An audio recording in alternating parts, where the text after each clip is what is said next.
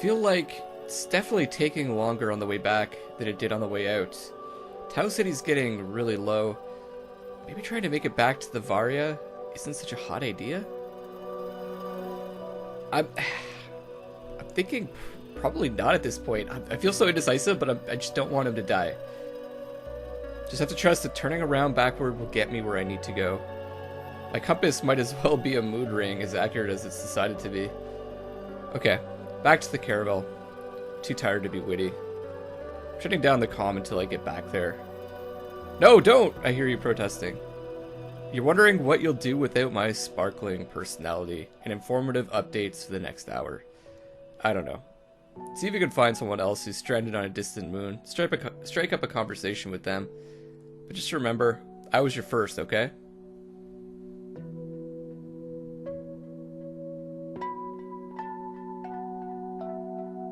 Back again at the scary ghost ship. Not quite sure how this became my most appealing option. There's no way I can sleep out under the stars, as romantic as that sounds. The temperature drop is just going to be too severe. Just like back at the Varia, there's clearly no power on the caravel to help me get the doors shut. But unlike at the Varia, here I think I have a solution to that. The only opening to the outside is the iris door on the airlock, which is just barely enough for me to shimmy through.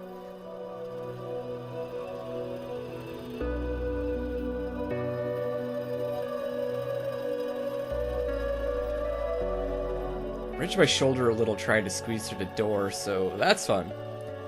And once I'm in, there's all sorts of junk littering the corridor. Junk I can use to seal over that opening in the door. A few layers of mylar blankets, maybe some bedding if I can turn any up from the cabins, and I ought to be able to insulate myself decently. The light on my Eva suit out of commission though. I'm basically gonna be feeling around in the dark. Just hoping for the best and praying I don't. Holy crap, you're not gonna believe this. I just stumbled across a box of industrial glow rods. Those things with the liquid in them that you crack and shake? There are only a couple remaining in the box, so I've got to be choosy about deploying them. But come on!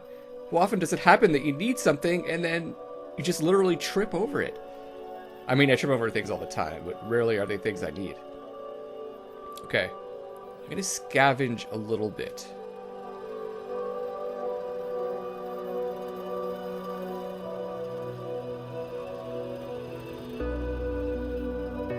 Could go back down one of the hallways to the east or west, or else I could try the flight deck.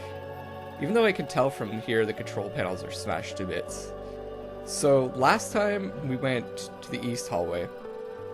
The flight deck doesn't sound very promising, so let's try the other hallway. Fair enough. Everybody loves a good hallway excursion. I think I already discovered all the treasures the bedroom had to offer earlier, so I'm going to try the opposite hall. The side doors down the opposite hallway are sealed too, but the facing door at the end is ajar. It's not open wide enough for me to get through. But I could see into the room. It's a galley. A lot smaller than the one in the Varia, and it looks like inside of a galley-themed snow globe after someone shook it violently. Everything's everywhere. Just strewn all over the place. MRE's just waiting to disappoint someone's palate. I'm way too tired tonight to try to bash my way through that door. But the idea of eating something besides rat food is pretty freaking compelling. Tomorrow is another door-bashing day. I mean, we're here. Why not try? I'll have to tell you that if you just clap hard enough and believe in me, I'll make this happen. Like I'm sort of space Tinkerbell, but it's no good. And even working the door with a piece of scrap is a lever and hasn't moved an inch. Centimeter, whatever. I'll try again tomorrow after I've had some sleep, but for now, I'm calling it. Back to the main hall. P.S. If I make it back home alive, Space Tinkerbell is copyrighted by me. That's $1 million idea right there.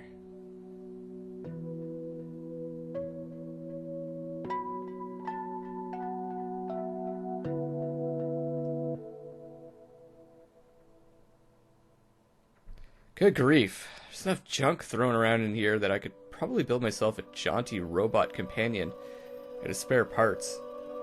If I do much about building robots or programming them to be jaunty. Sorry, I tripped over something. I went down hard. And, despite everything you may have read in space, you can definitely hear yourself scream. It's a little embarrassing.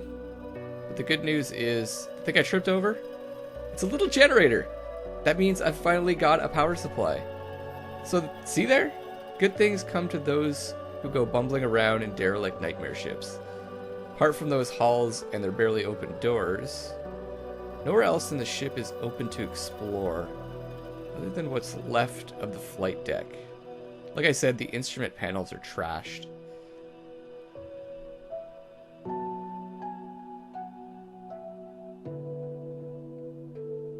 Not that this caravel was ever in danger of taking off again, what with the whole missing its engine problem. But it looks like it's all wrecked. Guidance, communications, Waldo controls, the whole 9 yards. The whole 8 meters and change. Well, except maybe I spoke too soon. There's, looks like a proximity alarm panel appears to be intact. God knows whether the rest of the hardware is functional. Not sure I'm convinced I need an alarm system. I'm pretty sure I'm all alone out here. Weird scuttling. It must have been my mind playing tricks on me, noises notwithstanding. Plus, that means figuring out how to hook the system up to the generator. And that's if the thing even works, which is a big if. What do you think? I mean, hook up the alarm. It'll keep him busy. Keep his mind working. And who knows? I mean, it's better to be safe than sorry. Woof. I can't help but feel like this is probably a waste of time, effort, and light. All of which are in short supply around here. Alright, another glow rod cracked. Only one left. Fortunately, the wires to this thing are mostly exposed, so maybe it won't be that hard to get patched into the Ginny. Give me a few minutes to mess with this. What I'm calling nothing short of a miracle, I've got the alarm hooked up and the monitor powered. Whatever detection grid this thing projects, it actually appears to be projecting most of it. The section that covers the rear of the ship says no readings. That's probably because there is no rear of the ship anymore. Alright then, I guess no one's gonna steal my hubcaps while I catch some Z's. The ship really must have been designed for a small crew. Only a single mission specialist seat up here. Half uprooted.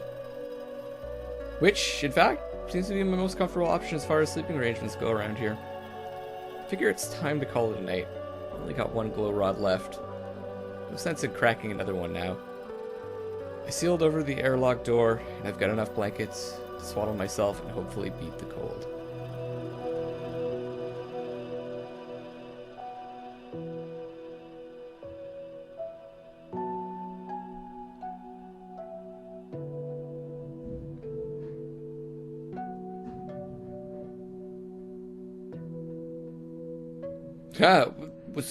What's the noise? You say something? I swear I totally just heard that weird scuttling noise again, like from before. And I turned around in the chair and I saw it again. Little glowing green moving things in the main corridor. That's just, I mean, I didn't actually hear anything or see anything, right? It's just my exhausted, terrified mind playing tricks on me. Space madness, like in that old Ren and Stimpy cartoon. Remember that?